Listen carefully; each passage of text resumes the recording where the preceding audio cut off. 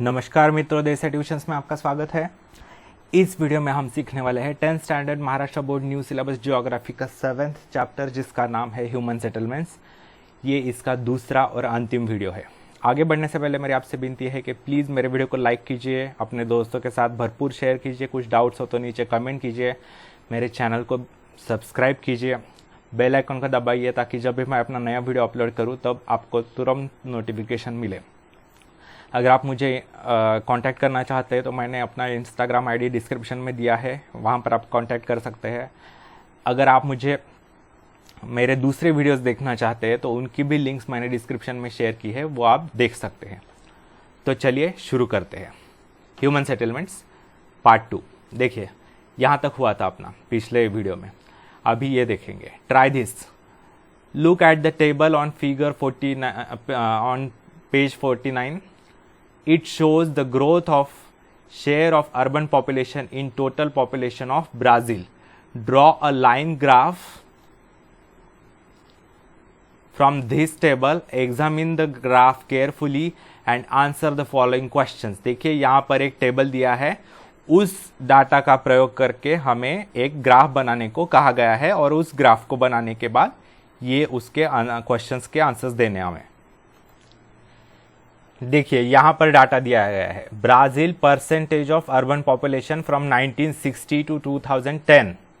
देखिए यहाँ पर ईयर्स दिए गए हैं, 1960, 1970, 1980, 1990, 2000, 2010, और कौन से वर्ष में कितना परसेंट अर्बन पॉपुलेशन थी ये नीचे दिया गया है। देखिए अर्बन पॉपुलेशन 1960 में ब्राज़ील की थी 47.1%, 1970 में थी 56.8%, 1980 में थी 66, 74.6, 81.5, 84.6, ऐसे अर्बन पॉपुलेशन है।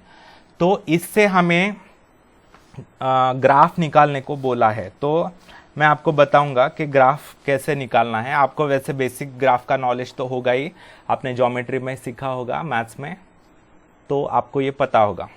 तो देखिए मैंने एक बेसिक पैटर्न बना दिया है। देखिए यहाँ पर एक्स एक्सिस निकालना है नीचे, ये वाई एक्सिस, और देखिए यहाँ पर डिकेड्स लिखने हैं। अभी देखिए यहाँ पर ये सिंबल निकालना है। आपको पता है ईसीजी का हार्ट बीट का जैसे सिंबल होता है वैसे ये सिंबल है, ऐसा सिंबल निकालना है। तो इसका मतलब मैं बताता हूँ। देखिए यहाँ पर डिकेड्स कहाँ से शुरू किए हैं, 1960 से लेकर 2010 तक।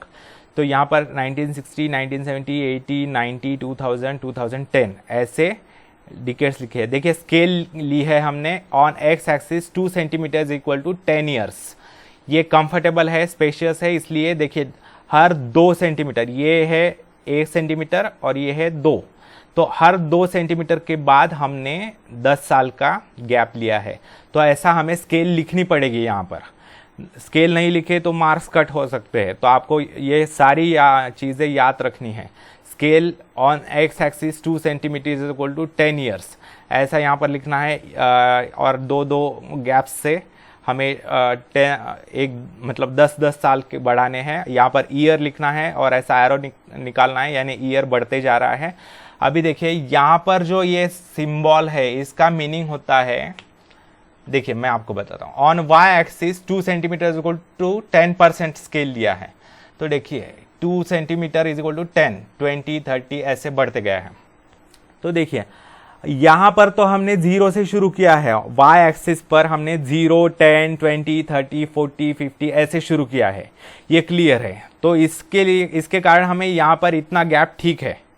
जो 2 सेंटीमीटर इज इक्वल टू 10% है, तो यहाँ पर 2 सेंटीमीटर इज इक्वल टू 10%, ये यहाँ पर गैप ठीक है। लेकिन देखिए हमने यहाँ पर एक्स एक्सिस पर बोला है 2 centimetre is equal to 10 years, तो देखिए यहाँ पर 0 से स्टार्ट हो रहा है, मतलब यहाँ पर 10 AD, 20 AD, एनो डोमिनी, कॉमन एरा, 30 ऐसे करते करते करते आगे जब आएगा बहुत आगे, तब 1960 यानी 1960 इस देखिए। तो हमने इतना नहीं लिखा है स्टार्टिंग से, 10, 20, 30, 40 इतना नहीं लिखा है। एक्चुअल में हमने स्केल लिखी है 2 सेंटीमीटर इक्वल टू 10 ईयर, लेकिन हमने यहाँ पर जो है पहली बार में ही 1960 पर जंप मारा है डायरेक्ट, ऐसे हम 10-20 करते नहीं आए हैं। तो जब ऐसा डायरेक्ट जंप लिया जाता है तो ये सिंबल दिया जाता है। ये जंप जब लिया जाता है, देखिए हमने 0 से लेकर डायरेक्ट जो है 1960 पर जंप मारा है, तो जब ये ऐसा जंप मारा जाता है तो ये ऐसा हार्ट बीट जैसा सिंबल निकाला जाता है। ये इसका सिग्निफिकेंस है। देखिए बहुत से डाइजेस्ट में वगैरह ये सिंबल नहीं निकाला है, लेकिन ये मतलब आइडियली निकालना चाहिए। अब अगर आपको याद रहे तो ज़रूर निकालिए, ठीक है। तो ये जंप का मतलब होता है, ये सिंबल यानी जंप मारी है हमने डायरेक्ट 0 से लेकर 1960 पर, बाद में फिर 10-10-10 वाला गैप्स निकाला है, ठीक है। तो ऐसे ये इसका इंपॉर्टेंस है उस सिंबल का। तो देखिए डाटा देखते हैं, आप अपने टेक्स्ट बुक में देखिए 1960 में अर्बनाइजेशन दिया है 47.1%।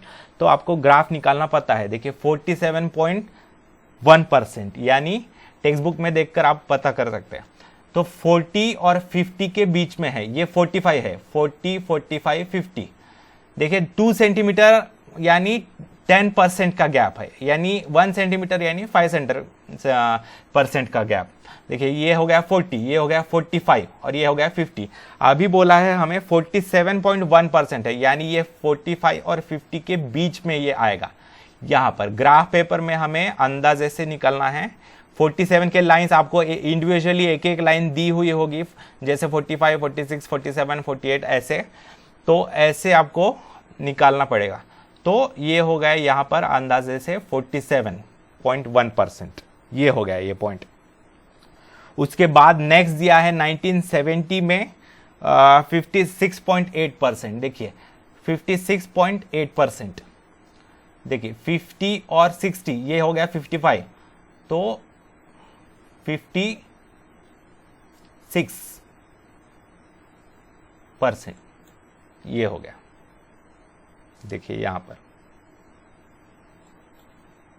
ठीक है, 56.8%। नेक्स्ट है 1980 में 66%, 1980 में दिया गया है 66%। देखिए ये हो गया 60, ये हो गया 65, तो ये हो गया 66, थोड़ा सा ऊपर उससे 65 से, ठीक है। फिर 1990 में कितना है, 1990 में है 74.6%।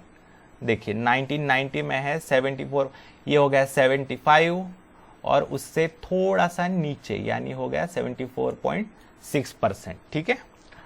फिर नेक्स्ट है 2000 में कितना है 81.5%, 81.5%। देखिए ये हो गया 80% और उससे थोड़ा सा ऊपर, यानी यहाँ पर, ठीक है। और उसके बाद हो गया 2010 में है 84.6%, 84.6 यानी 85 से नीचे थोड़ा सा यहाँ पर, ठीक है। तो ये पॉइंट्स मार्क करना हो गया 1960-70 का, ये जो है ऐसे पॉइंट्स मार्क करने पड़ेंगे। और ये जो पॉइंट्स है बाद में हमें लाइन से ज्वाइन करने हैं, ऐसे स्केल से आप ज्वाइन कर सकते हैं 2 पॉइंट्स। देखिए यहां पर ऐसे, ये क्लियरली दिखे इसलिए मैं बड़ा कर रहा हूं इन्हें।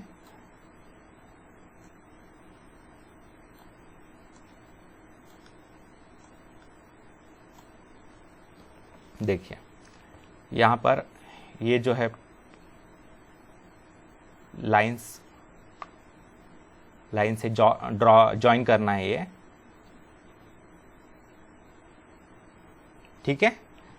आप चाहे तो यहां पर जो परसेंटेज है वो लिख सकते हैं, ठीक है। जैसे यहां पर लिख सकते हैं आप 47.1%, यहां पर लिख सकते हैं 56.8%, जितना भी है वो आप लिख सकते हैं, ठीक है। तो ऐसे लाइन ड्रॉ करनी है। और एक सावधानता बरतनी है, देखिए ये जो लाइन है ये मतलब यहां से यहां, ये 0 से 1960 तक ये लाइन ज्वाइन नहीं करनी है। देखिए इसका मतलब क्या होगा कि जब 0 साल था, मतलब 10, मतलब जब से हमारा जो क्रिश्चियन एरा जब से शुरू हुआ है, ब्रिटिश कैलेंडर जब से शुरू हुआ है क्रिश्चियन कैलेंडर, तो उस समय अगर हमने ये लाइन ज्वाइन कर दी तो इसका मतलब होगा कि 0 ईयर पर ये जो पॉपुलेशन थी ब्राज़ील की वो 0 थी, यानी एक भी व्यक्ति नहीं था। ऐसा गलत होगा क्योंकि उस समय भी कुछ ना कुछ व्यक्ति थे। तो हमें डायरेक्ट यहाँ से शुरू करना है ऐसे, ठीक है। 1960, 70, 80, तो 60 से ज्वाइन करना शुरू करना है और ये 2010 तक ज्वाइन करते जाना है। तो देखिए स्टार्टिंग में दिखाई देता है इस लाइन से कि तेजी से अर्बनाइजेशन हो रहा था, बाद में स्लो डाउन हो गया, ये लाइन थोड़ी स्लोप कम हो गया उसका। और ये 10 ईयर्स, ठीक है। ये स्केल लिखनी है आपको, ये ईयर यहाँ पर लिखने हैं, एक्स एक्सिस वाई एक्सिस, ये 10, 20। और यहाँ पर देखिए, यहाँ पर एक बात लिखनी है, यहाँ पर लिखना है परसेंटेज ऑफ अर्बन पॉपुलेशन, ऐसा लिखना है, ठीक है, ऐसा लिखना है। तो ऐसा ग्राफ आता है। तो अभी इसी ग्राफ की मदद से हमें कुछ प्रश्न पूछे गए हैं, वो हमें उसके उत्तर देखने। चलिए देखते हैं। What is the interval of the data, interval of the data पूछा है, यानी किस इंटरवल से, कितने गैप से डाटा दिया गया है, ये पूछा गया है। तो देखिए 1960, 70, 80, 90, 2000, 2010, मतलब 10 साल के गैप से डाटा दिया गया है, यानी interval of the data is 10 years, ठीक है। ये इसका आंसर हो गया। Interval of the data is 10 years. In which period did urbanization occur rapidly.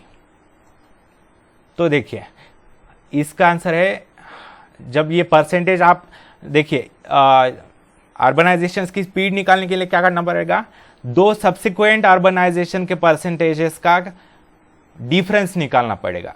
ये मतलब यानी 56.8 माइनस 47.1%, 66 माइनस 56.8%। तो ऐसे निकालने के बाद जो है ये जो डिफरेंस है 60 और 70, 1960 और 1970 के बीच में, ये डिफरेंस सबसे अधिक आता है, ठीक है। तो यानी सबसे ज़्यादा तेज़ी से रैपिडली अर्बनाइजेशन 1960 से लेकर 1970 के बीच में हुआ था। In which period did urbanization occur rapidly, तो इसका आंसर है 1960 से लेकर 1970। ये आपको डिफरेंसेस निकालकर पता चल जाएगा, जिसका डिफरेंस सबसे ज़्यादा होगा वो सबसे तेज़ी से अर्बनाइज हुआ, ऐसा। तो right 5 sentences analysing the graph, ऐसा लिखा है। यानी देखिए ऐसा बोल सकते हैं हम, क्या बोल सकते हैं कि initially in the 60s 70s decades urbanization was faster in Brazil and slowly, मतलब बाद में लेटर इट स्लोड डाउन, ठीक है, इन द लेटर डिकेड्स, ठीक है। और बाद में क्या कह सकते हैं कि urbanization in Brazil is more than that in India, ठीक है। और धीरे धीरे अर्बनाइजेशन की स्पीड जो है वो कम होते जा रही है, ठीक है। और most of the urban population है, ब्राज़ीलियन पॉपुलेशन जो है मोस्ट ऑफ द 84.6% वो जो है वो अर्बन है, यानी शहरों में, नगरों में रहती है, ठीक है। ये हम लिख सकते हैं, 5 सेंटेंसेस आप मन से लिख सकते हैं। तो चलिए आगे बढ़ते हैं। Geographical explanation.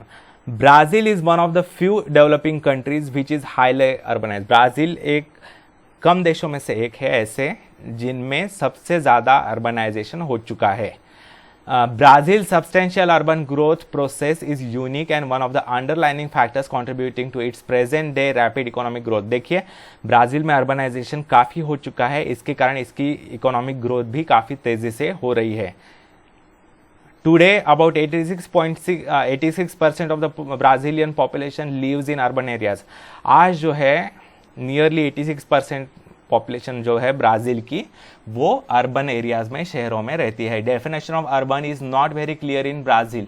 देखिए ब्राज़ील में भी अर्बन की डेफिनेशन वेरी क्लियर, ठीक ठाक क्लियर नहीं है, मतलब अर्बन पॉपुलेशन का जो है डेफिनेशन उनके गवर्नमेंट ने क्लियर किया नहीं है इतना।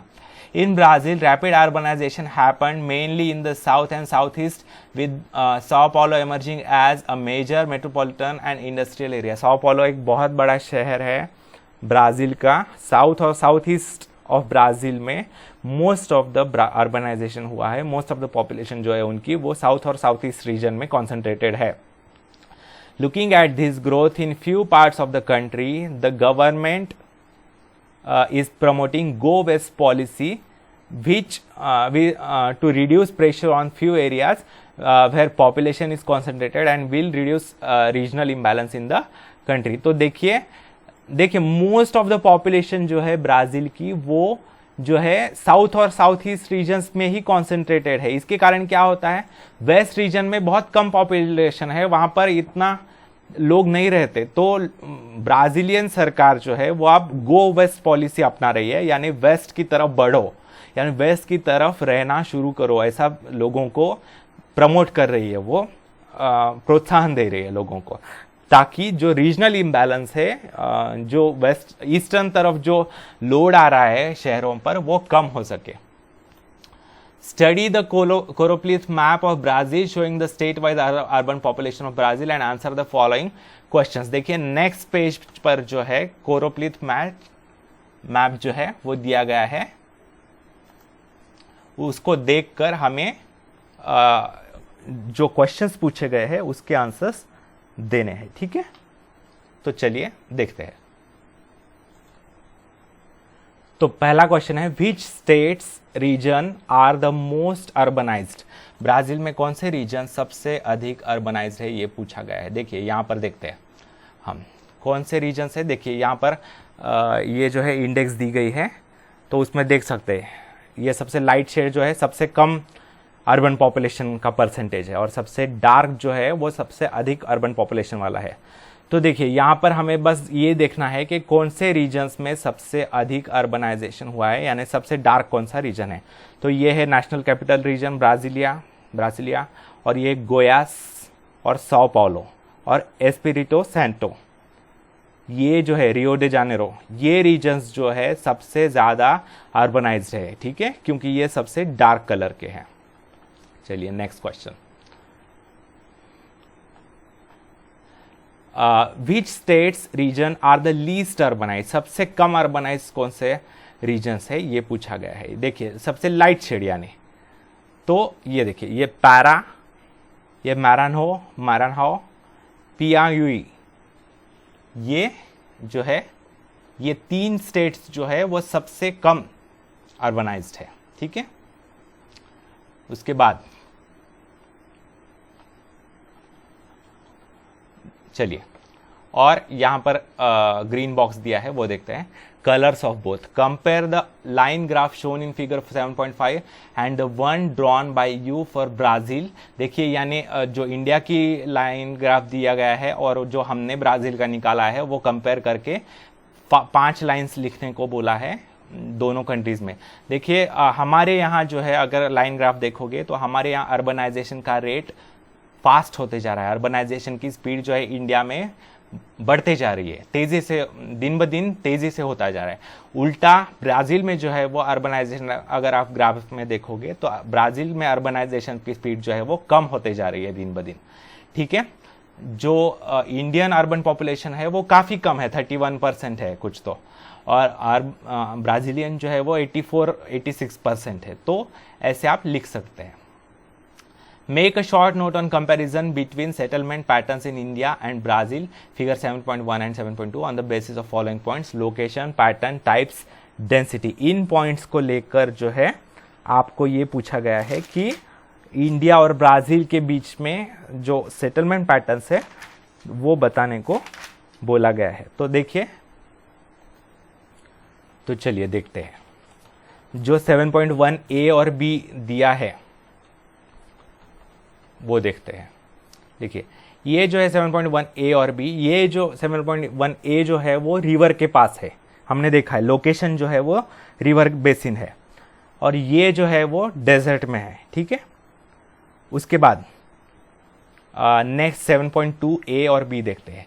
ये जो है वो अमेज़न रिवर के बेसिन में है। ठीक है, अमेज़न रिवर के जो लोलैंड से वहाँ पर है, और ये जो है वो कोस्टल रीजन से, साओ पाउलो। ठीक है, कोस्टल ब्राज़ील। ठीक है, ये हो गए लोकेशंस। फिर है पैटर्न्स। पैटर्न्स क्या है देखिए, देखते हैं। हमने देखा है पहला जो है ये 7.1A जो है वो न्यूक्लिएटेड है, कॉन्सेंट्रेटेड है एक जगह पर। ये जो है डिस्पर्स्ड है, स्कैटर्ड है। ठीक है, 7.1B, और ये भी है 7.2A जो है वो भी डिस्पर्स्ड है, और 7.2b जो है वो न्यूक्लिएटेड है, ठीक है, इस तरह के हैं। टाइप्स ऑफ सेटलमेंट्स पूछे हैं नेक्स्ट इसमें, तो कौन से है देखिए, टाइप्स ऑफ सेटलमेंट्स यानी यही होता है, ये जो है एक तरह का 7.1a जो है वो एक तरह का सर्कुलर है, एक जगह पर कॉन्सेंट्रेटेड है न्यूक्लियस की तरह। ये जो है लीनियर है यहाँ पर देखिए, ठीक है। फिर उसके बाद आप यहाँ पर डिस्पर्स्ड और न्यूक्लिएटेड, कॉन्सेंट्रेटेड और स्कैटर्ड ऐसा भी लिख सकते हैं। ये भी जो है वो डिस्पर्स्ड है, ठीक है, स्कैटर्ड है ये, और ये एक तरह का स्टार बना है देखिए, ये जो स्टार के आर्म्स है वैसे, ठीक है।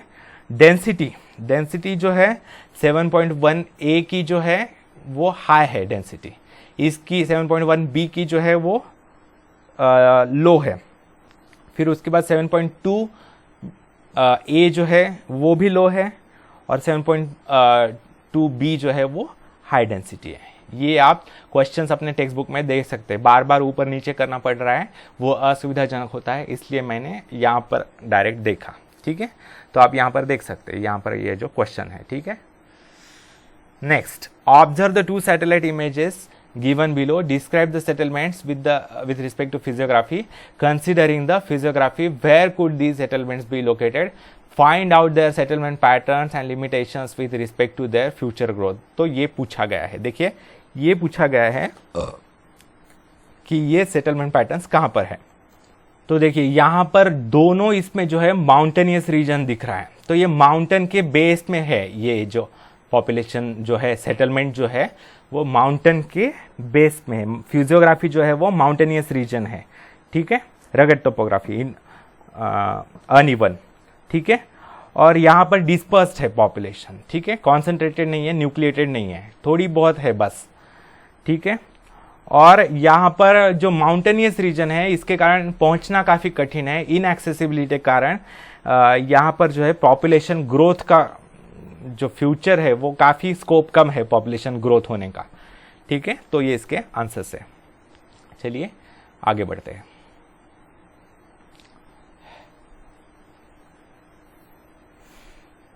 Use your brain power, which factors have affected urbanization in Brazil. ये पहले हमने देखा है स्टार्टिंग में, अर्बनाइजेशन किसके कारण हुआ है। तो शुरुआत में तो जो पोर्तुगीज कॉलोनाइजर्स थे उन्होंने यहाँ पर आकर शहर बसाए, इसके कारण कोस्टल रीजन्स में शहर बसाने के कारण कोस्टल रीजन्स में ही वो बढ़ते गए, अभी भी कोस्टल रीजन्स में कॉन्सेंट्रेटेड है।